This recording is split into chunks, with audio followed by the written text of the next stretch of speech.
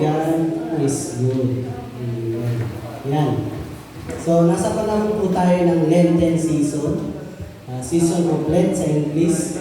Ibig sabihin po, itong panahon na to ay papalapit ng papalapit kung saan ang ating Panginoong Yesus ay malapit ng ipako sa krus. Amen. Tayo po ay nag-aalala lang ng mga pinagdaanan ng ating Panginoong Yesus. Amen. So, sa ating pag-aaralan, natapos na po natin yung dalawang bahagi, nasa 3 linggo na tayo, na ang ating pag-aaralan ay yung peace during troubled times. Pag sinabi pong peace, sa Tagalog, ano po ba yun? Iba-iba ba ang ibig sabihin? Hindi, iisa lang. Kapayapaan. Kaya ang sabi ng Lord, nung bumalik siya, pagkatapos niyang mamatay, at bumangon ng 3 araw, lumitaw sa kalagitnaan ng mga disipulo kasi nung panahon na yon, nung namatay ang ating Panginoong Yesus, tinugis lahat ng mga alagad niya at lahat ng mga sumusunod sa Panginoon. Pasalamat tayo, walang tumutugis sa atin. Yun lang, pinagbabawal na magsimba yung marami. Pinagbabawal yung mga naka-aircon. Salamat at hindi tayo pinagbabawalan pa sa ngayon. Amen. Minsan nga napapaisip ako, mag-online na lang na naman tayo. Pero napakahirap po ng pakiramdam nung ako at ang cellphone ko lang ang magkaharap. Nangangaral ako sa inyo, pero ang kaharap ko, cellphone. Ang hirap po pala nun. Parang ako ang walang kapayapaan. Parang nakikipag-usap ako sa cellphone lang. Pero alam ko, naaabot ko pa rin kayo. Amen. Pero ang Panginoon, nung alam niya na ang mga alagad niya ay talagang balisa dahil inaatake sila ng mga pinuno ng bayan, pinuno ng tagapagpatupad ng batas dahil ang ginawa ng ating Panginoong Hesus ay nagturo ng pananampalatayang magdudulot ng buhay na walang hanggan. At nung siya nga ay namatay at nabuhay ng 3 araw, ang sabi niya doon sa nakapinig na kwarto, nakita namin ang Panginoon. Ang sabi ni Tomas, imposible yun. Maniniwala lang ako pag naisuot ko yung daliri ko sa kanyang tagiliran.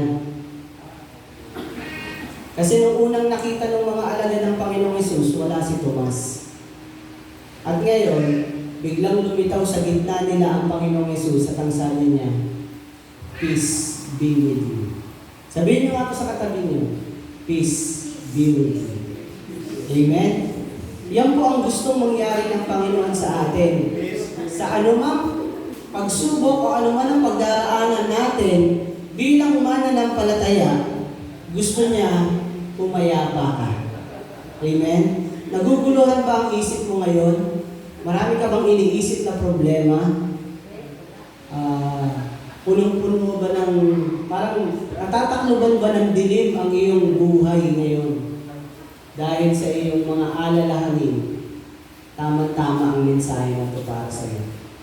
Sabihin mo sa katabi mo, huwag kang maingay, makikinig muna tayo. Amen? So ikaw at ang Lord ang mag-uusap ngayon. Amen? Kapag itong mensahe na ito ay natanggap mo, para sa iyo talaga yun. Dahil meron siyang purpose para sa iyo. Amen? Inanyayaan ko po ang lahat na tumayo at sabay-sabay po natin basahin ang ating text. Philippians chapter 4, verse 6 and 7. Basa. Do not worry about anything. Instead, pray about everything. Tell God what you need and thank Him for all He has done. Verse 7. And the peace of God, which transcends all understanding, will guard your hearts and your minds in Christ Jesus. Yan ang nabasa ng salita ng Diyos, tayo po ay darako sa pananalangin. Our Heavenly Father, we thank you for this wonderful day that we are able to worship and praise your holy name. Lord God, open our hearts, our minds, Lord God, to receive your power, to receive your very presence in our midst. Mangusap ka nga po sa bawat isa at magkaroon ng kapangyarihan ang bawat salita mong lalabas sa labi ng inyong lingkod. Ikaw nga po ang mataas at itago niyo po ako sa inyong likuran. Ganon din ang mga kapatid ko, Panginoon, na makikinig ng iyong salita. Tunay nga po ang salita mo ang siyang magtatransform ng buhay ng bawat isa. Salamat po, purihin ka, pasalamatan ka sa pangalan ni Jesus. Amen. Sige po, makakapo na po kayo. Ayan. Do not be troubled. Amen. So, nais ng Panginoon, tayo bilang mananampalataya, alisin mo yung takot. Alisin mo yung agam-agam o anumang mga bagay na nagpapahirap sa iyo. Ayan. Sabi diyan, do not be troubled. A test of faith and trust.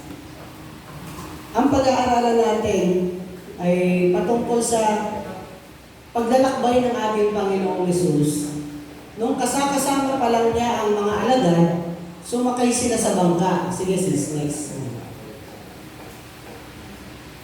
Sa Lucas chapter 8, verse 22, sabi po diyan, pinatigil ni Jesus ang bagyo.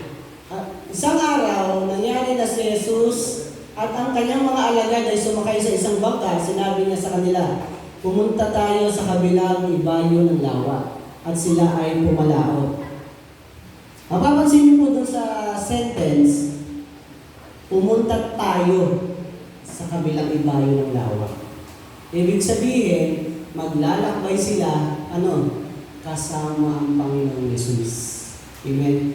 Yun yung pinaka-highlights. Pumunta tayo. Ibig sabihin, sa kanilang paglalakbay, kasama nila ang Panginoon. Amen? Kung saan sila pupunta, kasama nila ang Panginoon. The same with us. Ano man ang ating patutunguhan, ano man yung plano mo sa buhay mo, gustong ipaalam ng Lord, pupunta tayo doon. Kasama mo ang Lord sa pupuntahan mo. Amen? Naniniwala po ba kayo na kasama niyo ang Lord? Ito po yung pangyayari na maaaring nangyayari sa iyo ngayon. Amen? Ang sabi ng Lord, pupunta tayo doon. Saan ka ba talaga pupunta? Meron ka bang challenge na dapat harapin? Meron ka bang goal na dapat marating? Meron ka bang gustong gawin na pagbabago sa pamilya mo, sa buhay mo? Whatever journey that you are about to begin, o sisimulan, o ginagawa mo na ngayon. Ang unang tanong, kasama mo ba ang Lord? Katulad nito, sabi ng Lord, ang Panginoon mismo ang nagsabi, pumunta tayo sa kabilang ibayo ng lawa. Amen. Isang bagay na dapat magpapalakas sa atin kapag kakilala mo kung sino yung kasama mo. Amen. Sa high school, yan, nauuso yung mga fraternity, barkada. Ang madalas po na nabubuli, yung walang kaibigan. Yung walang kasama. Yung mahihina yung kasama nila. Amen. Kaya kapag ka may fraternity, feel nila ang tapang-tapang talaga nila. Amen. Kapag ka may malalaki silang kasama, yan. Pero dito, sa pagkakataon na to, hindi yung height, hindi yung dami, kundi yung kapangyarihan ng Panginoon na kasama. Amen? Amen. Matapang lang sila dahil madami sila. Amen? Pero ano ang kapangyarihan nun? Iba ang kapangyarihan kapag kasama mo ang Diyos sa buhay mo. Amen? Tayo, kapag may problema tayo, nung maliit pa tayo, tatakbo tayo sa tatay natin, magsusumbong tayo. Amen? At yun ang gustong gawin, gustong makita ng Lord sa iyo. Bilang anak niya, dapat unang-unang maaalala mo kapag may problema ka, Kapag nahihirapan ka, tatakbo ka kagad sa tatay mo, hindi kung kani-kanino. Amen?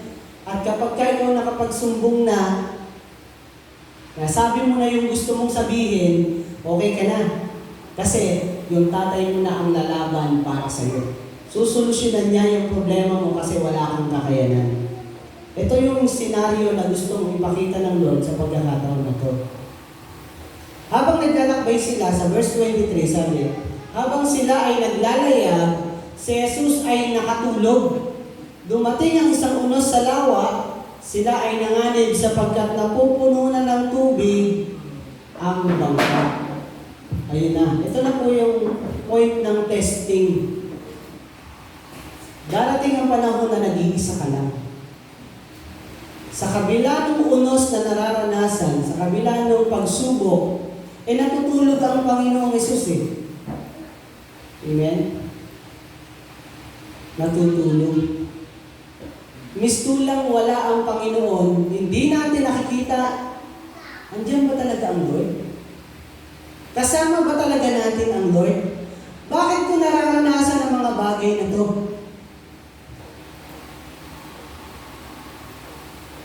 Naramdaman ko yung pressure nung nag-uusap kami ng Brother Puti nung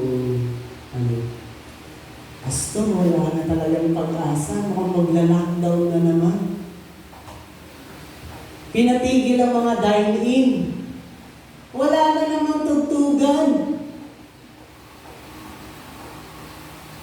Mapipil ko yung pressure. Kasi 1 taon na nga siyang walang hanap buhay.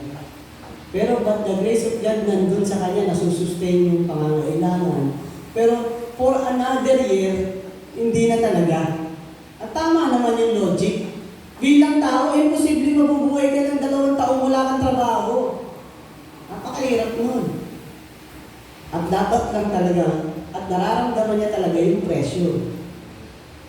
Kaya ako, kung ano yung by all means na makatulong at ini-encourage ko siya, sama ka na lang sa akin, mag-itlog na lang tayo. Dilapat ko sa kanya yung flow ng business. At mukhang magiging partner. Hopefully. Kasi nasa mode of adjustment yung business dahil nagsisimula pa lang, andyan may mga calculation pa na dapat ayusin. Ganun po tayo eh.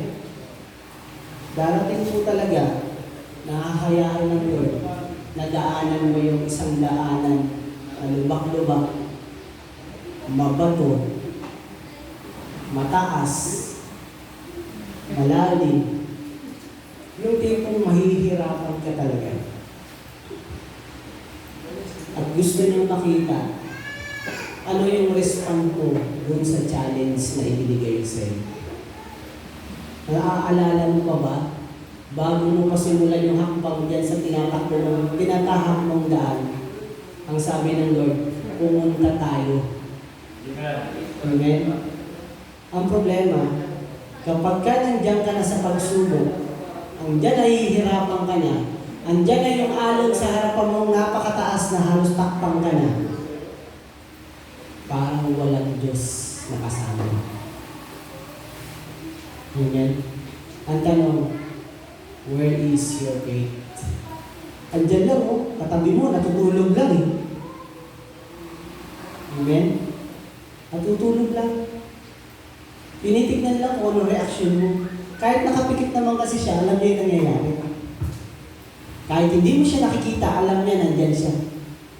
Ikaw lang ang nakakalimot. Tayo lang ang nakakalimot. Na ang Diyos na kasama natin ang lumikha ng buong mundo na nakikita niya. Amen? Minsan nakakalimot lang tayo. We are being troubled kasi yung faith napalitan na ng fear. Amen? Yung fear na yung naghahari sa atin. Nakalimutan na natin, merong makapangyarihan, nag-iingat, at handang tumulong sa atin. Amen? So yan. Next. Asa na ba yung faith natin? Yan. Trials through tough times and good times. Ang Ang pagsubok po ay nasa dalawang mukha. Maaring tayo ay susubukin sa yung top times. Yun yan, yung mahihirapan ka talaga. Yung hindi mo maunawaan, parang wala ka talagang kasama. Kahit tumatawag ka, kahit umiiyak ka, kahit nagpupuri ka sa Panginoon, parang hanggang dyan lang sa kisame yung iyak mo. Hanggang sa kisame na lang yung awit mo. Meron yung kanta ni Don Manuel. Yung sabi niya,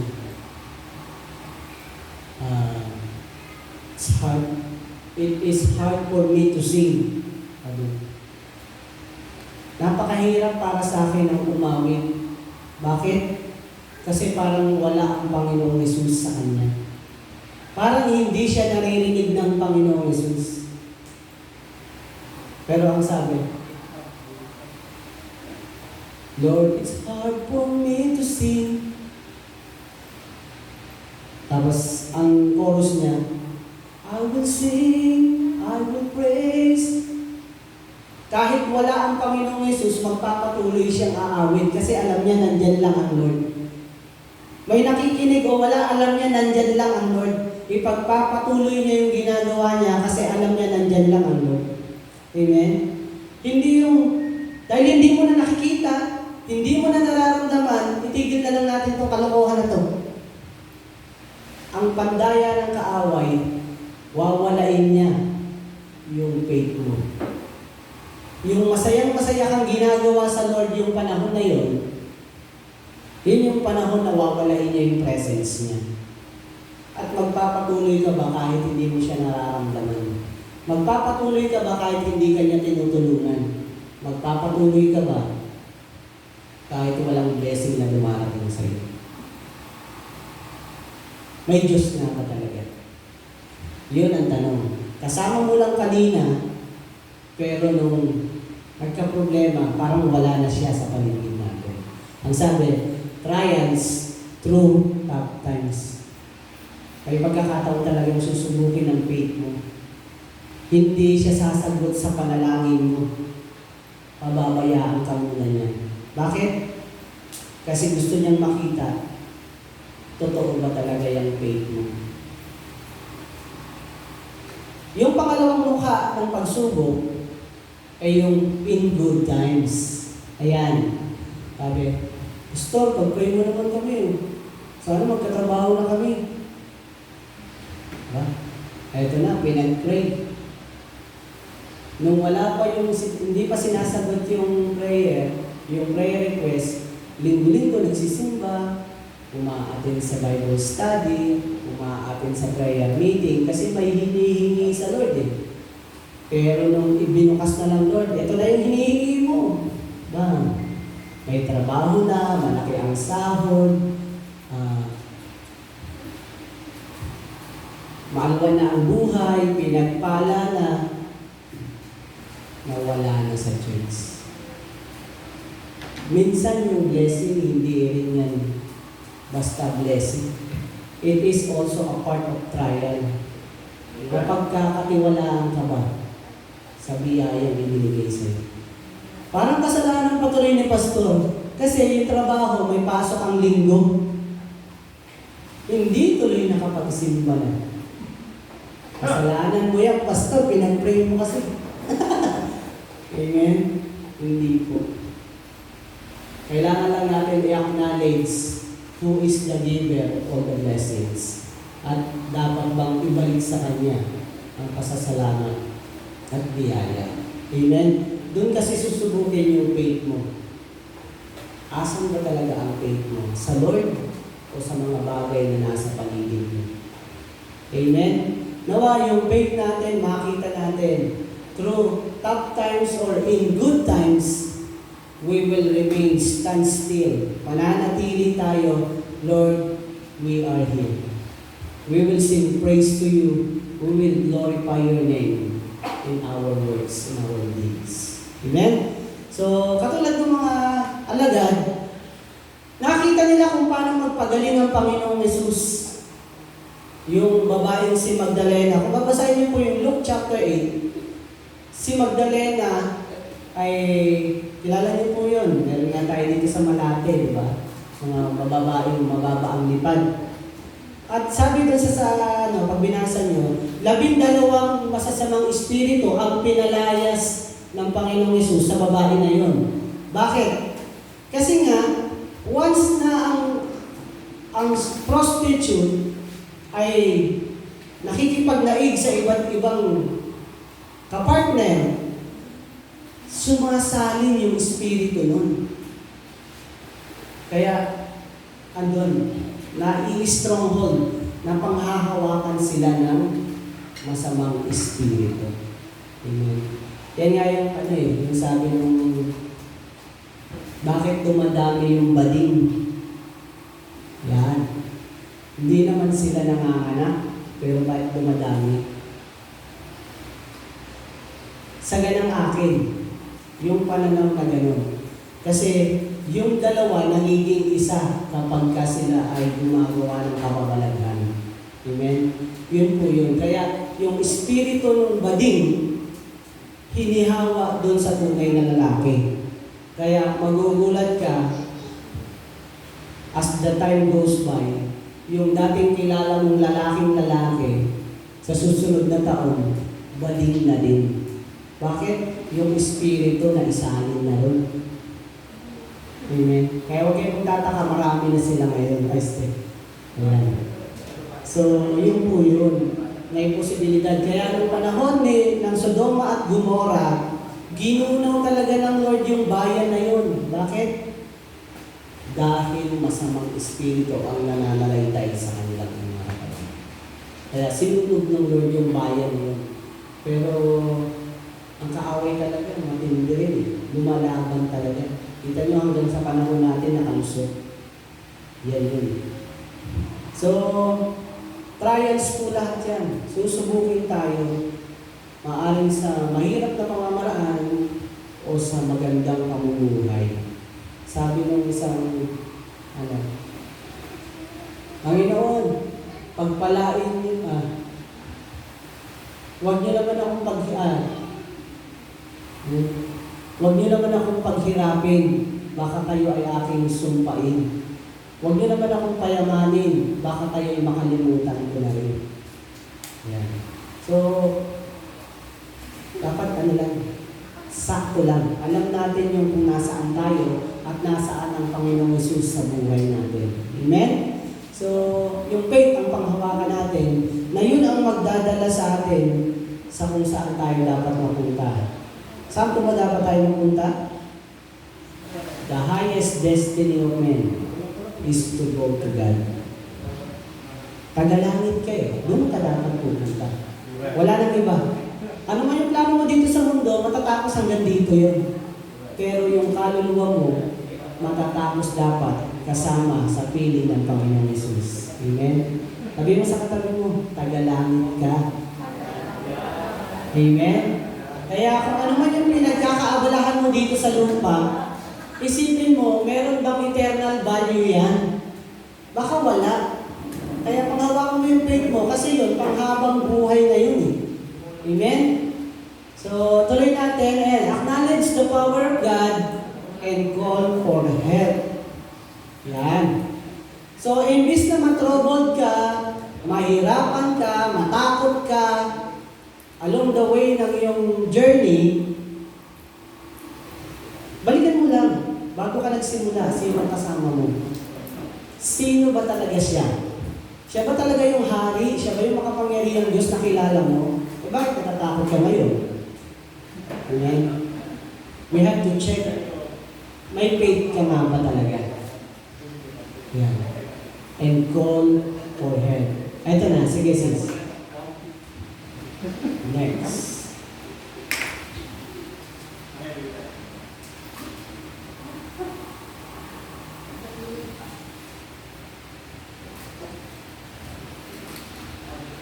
Ayan. Sa verse 24, sabi po rito, nilapitan siya ng mga alagad at ginising. Panginoon, lumulubog na po tayo. Sabi nila, bumangon si Jesus at pinatigil ang hangin at ang malalakas na alon. Tumahimik naman ang mga ito at bumuti ang panahon. Amen? Ayan. So, tumawag sila. Ginising nila ang Panginoong Hesus. Amen? Dalawa ang makikita natin dito. Kunwari tayo yung mga alagad at ang Panginoong Hesus.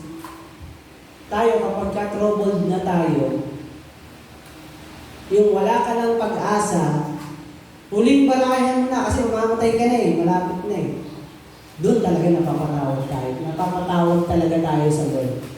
Amen?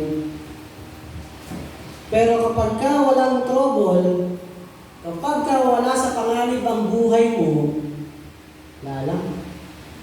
Diba? Wala lang. Gawin mo lang yung gusto mo kasi wala lang.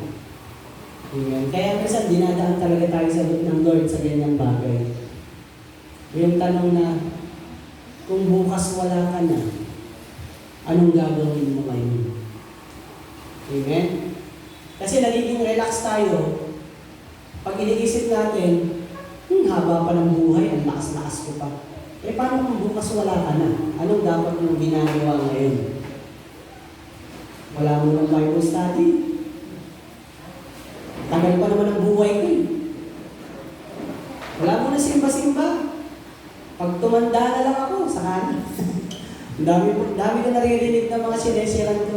Bata pa ako. Pagtanda ko na, yan, mismong kapatid ni Mrs. Talagang pinapamukha sa akin pag sinishare ko yung salita ng Diyos. Bata pa ako, marami pa akong gagawin. Sabi niya. Sige. Hindi, yung isa yung kapatid. Hindi siya. Amen. So, yan. Yan. Sabi ulit, balikan natin. Pagpunta nila sa Kanya, siya ay ginising nila. Kanilang sinabi, Guro, mapapahamak kami. Yan. Ibang version. Pagising niya, sinaway niya ang hangin at ang alon ng tubig. Tumigil ang mga ito at nagkaroon ng kapayapaan. Yan. So, titignan natin, kapag andyan ang Panginoon, nandyan ang kapayapaan. Amen? Hindi ikaw yung lalaban dun sa pagsubok. Hindi ikaw yung magpapatigil ng alon. Hindi ikaw ang magpapatigil ng bagyo. Hindi ikaw ang magpapagaling dun sa may sakit. Hindi ikaw ang magbabago ng tao ng buhay ng mga pamilya mo. Hindi ikaw. Yung kasama mo. Ang Panginoon Jesus. Amen? Amen. Kaya kapag ka ikaw ay nahihirapan na kasi yung matigas, ang ulo, pasaway, nakilala mo, pamilya mo, gusto mong mabago kahit anong ginawa mo, wala pa rin nangyayari sa Kanya kasi hindi mo trabaho yun. Amen? Hindi natin trabaho yun. Ang trabaho lang natin, maniwala na ang Diyos na kasama mo makapangyarihan at siya ang gagawa ng lahat ng mundo. Amen?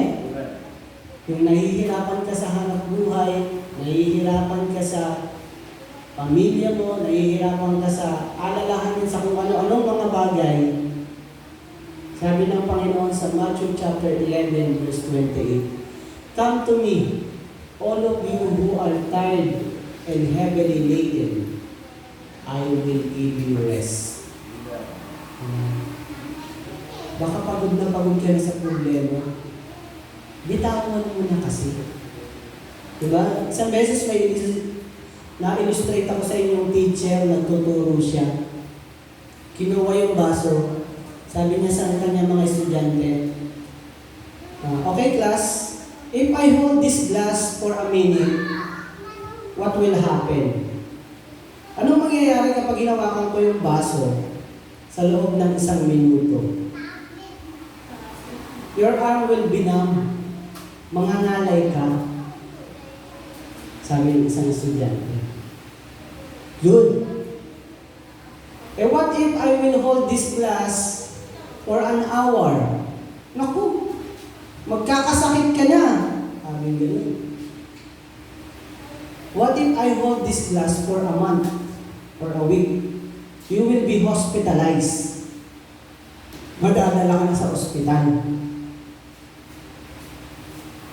Good observation. The same with all the problems that we have. Lahat ng problema meron ka, the more na hinahawakan mo, the more na malaki ang damage na nagagawa sa iyo. Amen. Anong dapat gawin sa baso? Bitawan mo na. Amen? Ibigay mo na sa Lord. Have faith. Amen? Amen. Yun yung gustong ituro sa atin. Come to me, all of you who are tired, and I will give you rest. Ang Lord ang sagot. Gusto ka na niyang mapahinga. Bakit kasi ayaw mong bitawan yung bigat? Ang Lord ang bahala na lalaban para sa iyo. Amen? Ganun ka kasi kamahal ng Panginoon. Amen? Dapat bang palakpakan ng Diyos na yun? Amen. Ganun ka niya kamahal. Kahit yung problema mo, iniisip niya na solusyonan na. Kaso tayo ayaw natin bitawan yung problema natin. Katulad ng mga alagad, paano natin gagawin to? Mamamatay na tayo. Eh dahil wala nang huling barahan na lang ang Lord. Lord, gising ka na dyan. Mamamatay na tayo. Huling barahan. Pero kahit gano'n, dahil ang Lord ay mapagmahal sa atin, pag tumawag ka, sasagot talaga siya. Tutulungan ka niya. Dahil kinilala mo ang kanyang makapangyarihang gawa. Amen? So, sabi niya, sinabi niya sa kanila, nasaan ang inyong pananampalataya? Bakit gano'n? Kasi huling-huling option na. Hindi sila makapanalangin, hindi sila naniniwalang kayang kumilos ang Diyos kapag sila'y nanampalataya. Amen. Ano sabi diyan sa Israel? Next.